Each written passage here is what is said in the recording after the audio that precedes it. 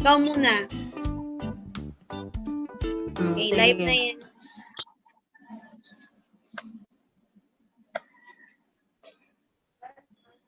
Good day, everyone.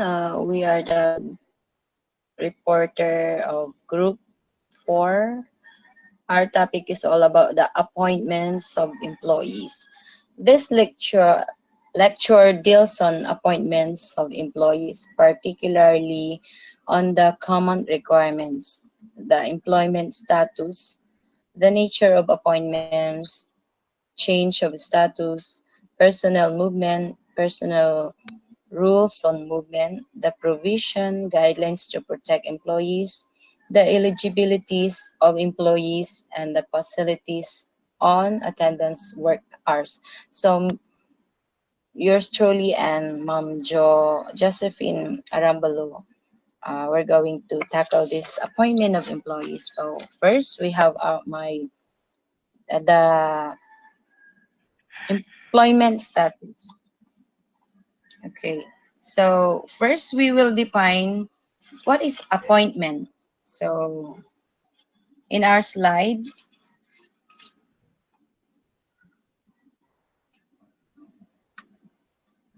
slide, Ma'am Jo, Okay. Nakakaano yan?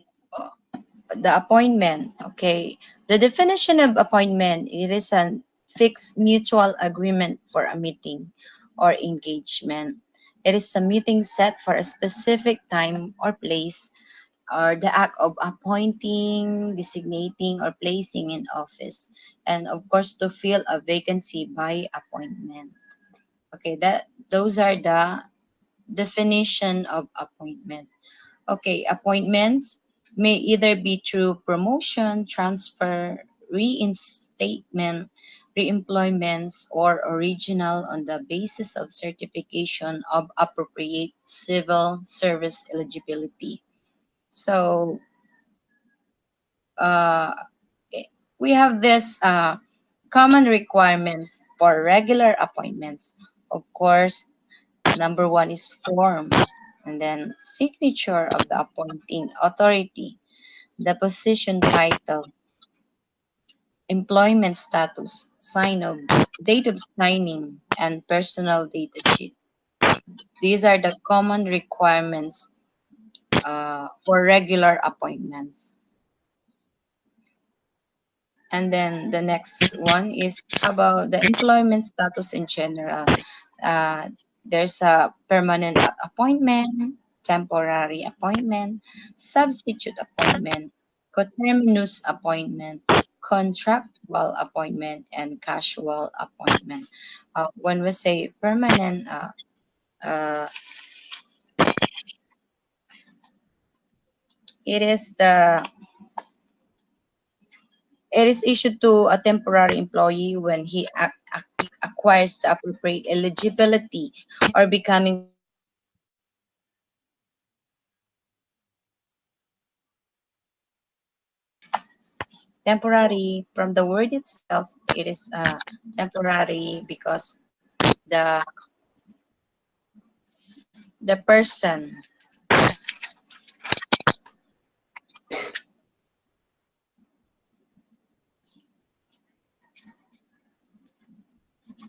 when we say and then the next one is the substitute. Okay, when there's someone who is on leave, so there will be a substitute. So that's it. And then there's this contractual appointment, which is maybe contractual from 6 months to at least 1 year. And then the next slide will about the employment status in general. Okay, there's a permanent. We already tackled that. So next one is the employment status of teachers. So when a teacher is employed, these are the employment status of the teachers. First, the regular permanent, issued to a teacher who meets all the requirements of the position. And then there's a provisional, issued to a teacher who meets all the requirements of the position.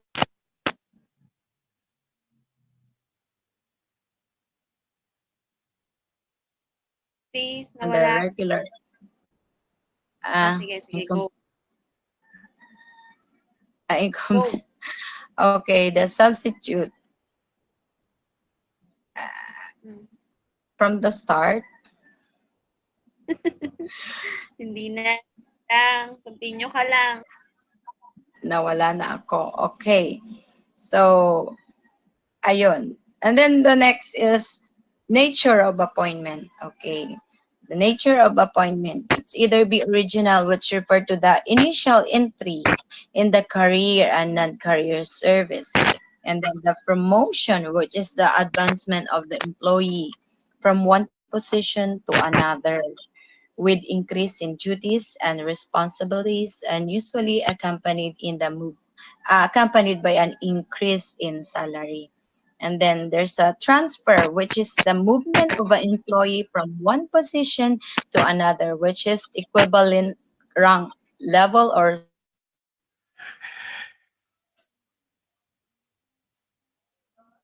reinstatement and renewal.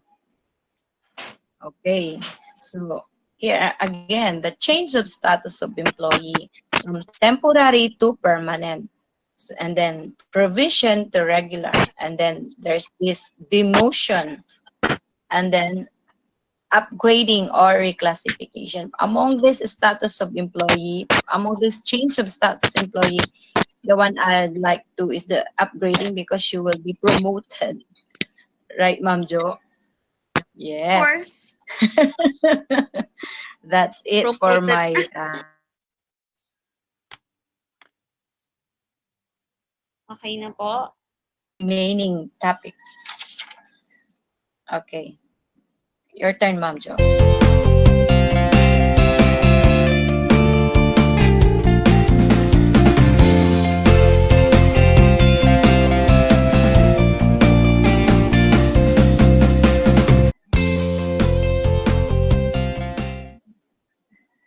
So, good day, everyone. I'm the second reporter for this group, and my topic is all about the continuation of Ma'am Ella's topic. So,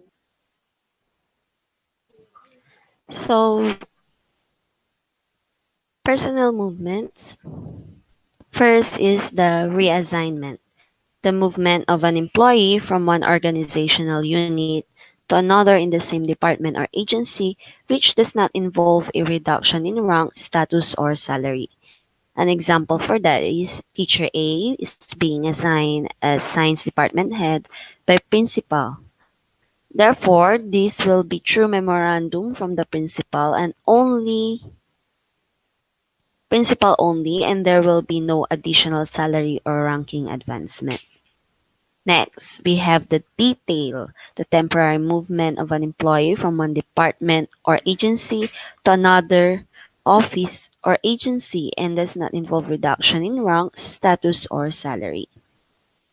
Example is that teacher A is on sick leave without pay due to an accident.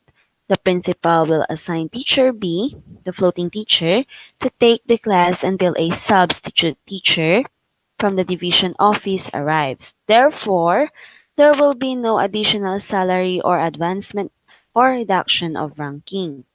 So, who is the floating teacher?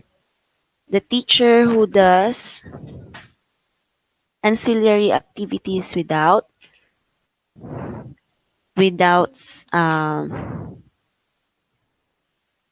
without advisory. Okay, so siya yung walang advisory, siya yung kadalasang tinatawag pag may absent na teacher, siya yung humahalili sa isang teacher. Okay, and substitute teacher, as Ma'am Ella said, she or he is the teacher appointed or assigned by the Department of Education or through the division office na mag-substitute sa nag-leave na teacher. Okay. Next, we have the secondment, the movement of an employee from one department or agency to another, which temporary in nature and which may or may not require the issuance of an appointment, which may involve an increase in compensation and benefits. Acceptance thereof is voluntary on the part of employees. So this is temporary, and the maximum of this is until 2 years. Next is job rotation. The sequential or reciprocal movement of an employee from one office to another or from one division to another within the same agency as a means for developing and enhancing the potentials of people in an organization by exposing them to other work functions of the agency. And designation. It is merely an imposition to be performed by a public official with corresponding title or position, which is temporary and can be determined anytime of the pleasure of the appointing authority. So, in designation naman, limited time din siya. As long as the official who appointed you is nandyan pa, nakaupo pa, nandyan ka rin. Unless tatanggalin ka niya. But, pag natapos na rin yung term ng taong nag-appoint sa'yo, more or less, tapos na rin yung iyong service. Or, unless yung susunod na termino ay i-appoint ka pa rin. Now, these are the rules in personnel movement. Adjustment or movement of personnel which does not involve changes in position, title, rank, or status does not need the issuance of an appointment. Okay. So, pag position title ang nag-change, kailangan ng appointment. Pero kapag hindi naman, movement lang, halimbawa nagpalit lang sila but still same status, same department, wala namang kailangang appointment.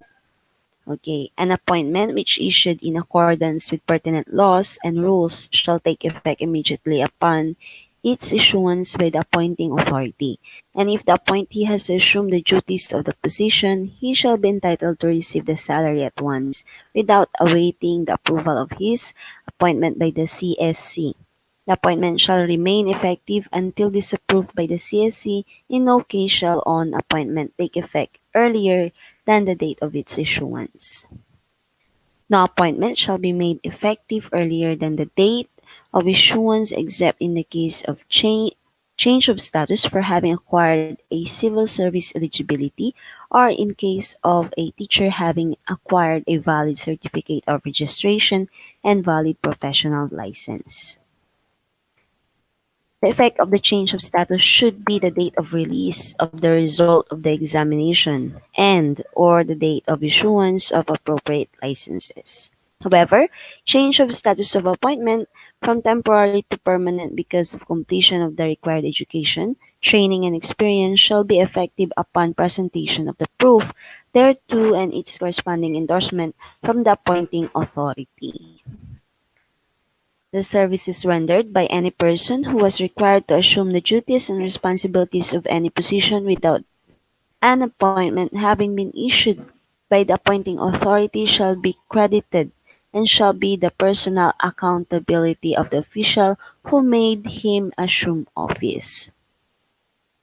No official or employee shall be required to assume duty without being furnished with a copy of his appointment after it is issued by the appointing authority.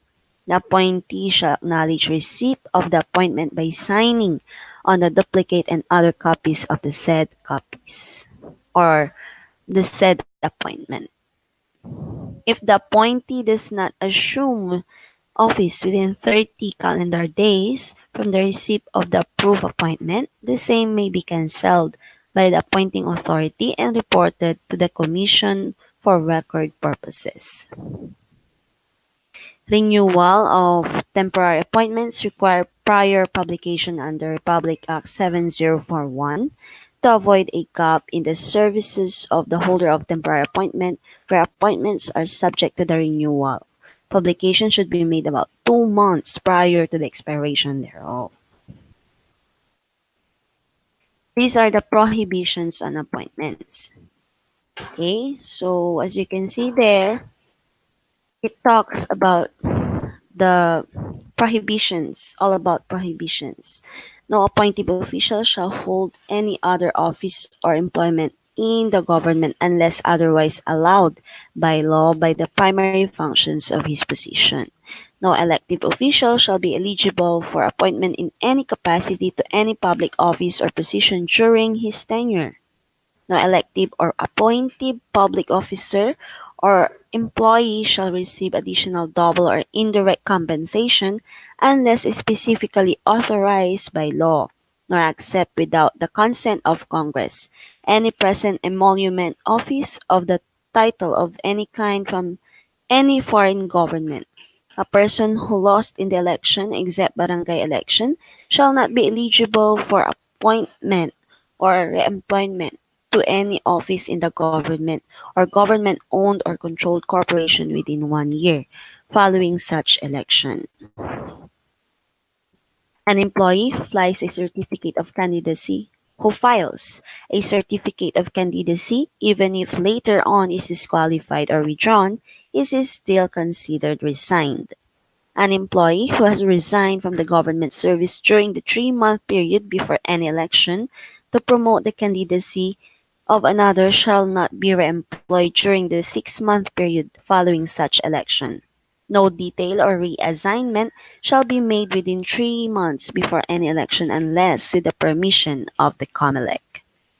No officer or employee in the civil service, including members of the armed forces, shall engage directly or indirectly in any partisan political activity or take part in any election except to vote, nor shall be use his official authority or influence to coerce the political activity of any other person or body. No appointing shall be made in favor of a relative of the appointing authority or recommending authority or the date of bureau or office of the person exercising immediate supervision over the appointee.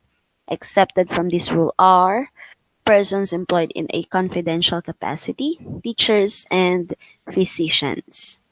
No person has been dismissed or perpetually excluded or disqualified from the government service shall be appointed or employed unless he has been granted executive clemency. No person has reached the compulsory retirement age of 65 can be appointed to any position in the government. So, if you are already 65 years old, beyond that, hindi ka na pwedeng mag-serve as an government employee. No person appointed to a position in the non-career service shall perform duties properly belonging to any position in the career service. No consultant, contractual, or non-career employee shall be assigned to positions exercising control or supervision over regular and career personnel. The CSC may in meritorious cases extend the services of one who has reached the compulsory retirement age of 65. So, if you reach the age of 65, you can be extended 6 to 1 year, okay, to complete the 15 years of service required under the GSIS law for you to have the benefits of GSIS after retirement, of course, okay? Services rendered during the period of extension for those who shall complete the 15 years required under the GSIS law shall be credited a part of the government service. Otherwise, the same shall not be credited as government service for purposes of retirement.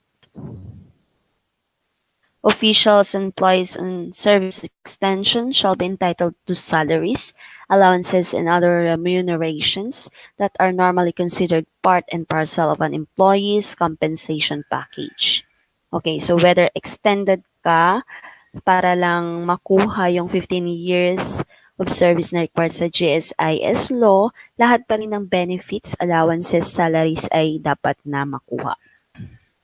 Their entitlement to such salaries, allowance, and other remunerations shall be subject to existing regulations and the grant thereof.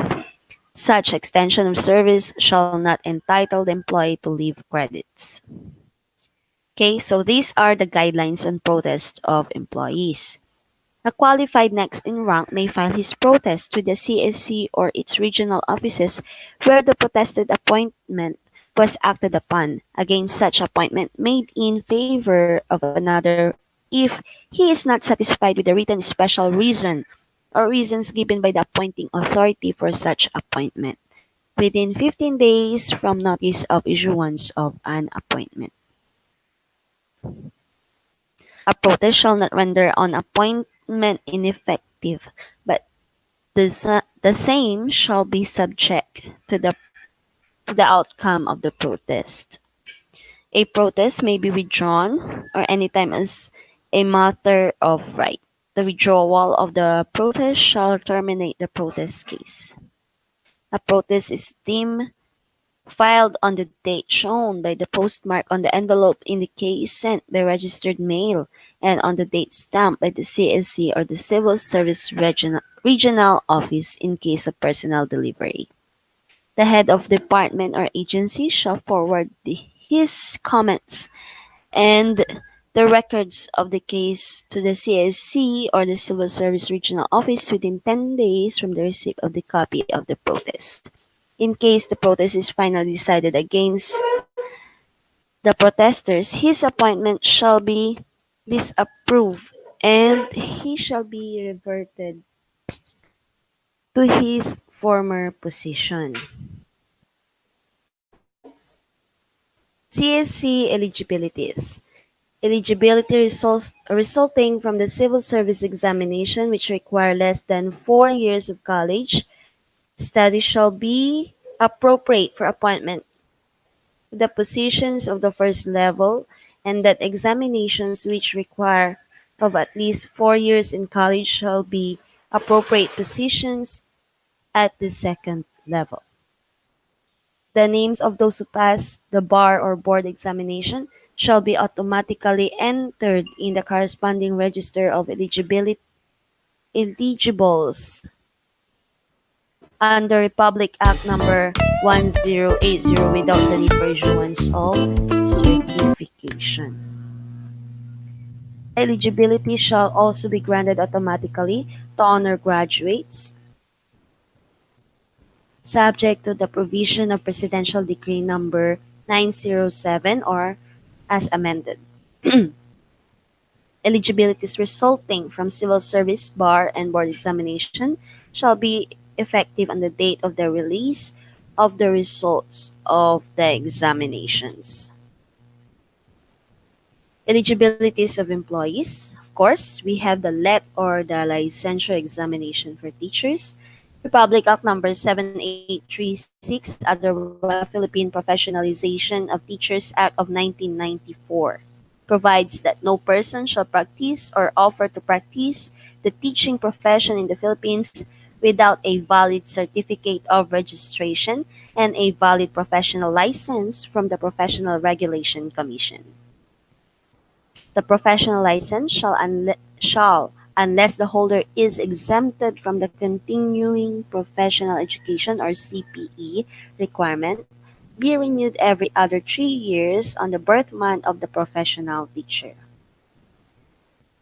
And next, we have the superintendent eligibility. The CSC and the DepEd jointly conduct open competitive examinations for superintendents to establish a register of eligibles from which appointments to positions of school division superintendents and assistant schools division superintendents shall be made. An examiner should obtain a rating of at least 75% to be considered as a superintendent eligible. However, he can be certified for appointment only after he has successfully completed the required training conducted jointly by the DepEd and the CSC.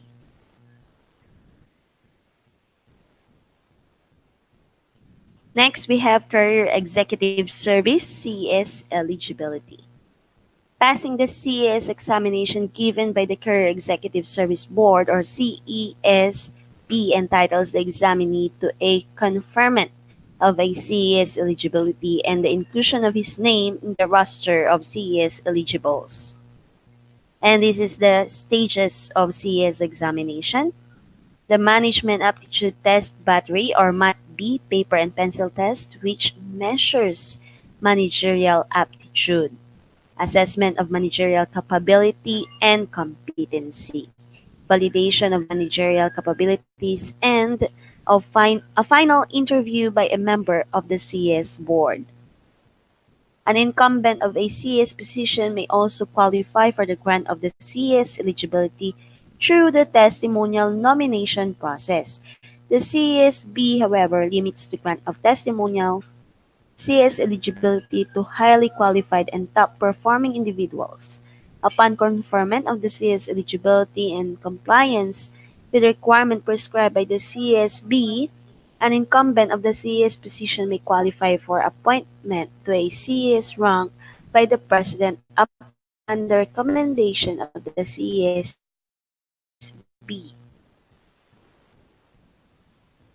Eligible is applying SD, DS, ARD, or RD position, the applicant is required to pass the superintendent's examination before he or she can be assessed for managerial capability and competence.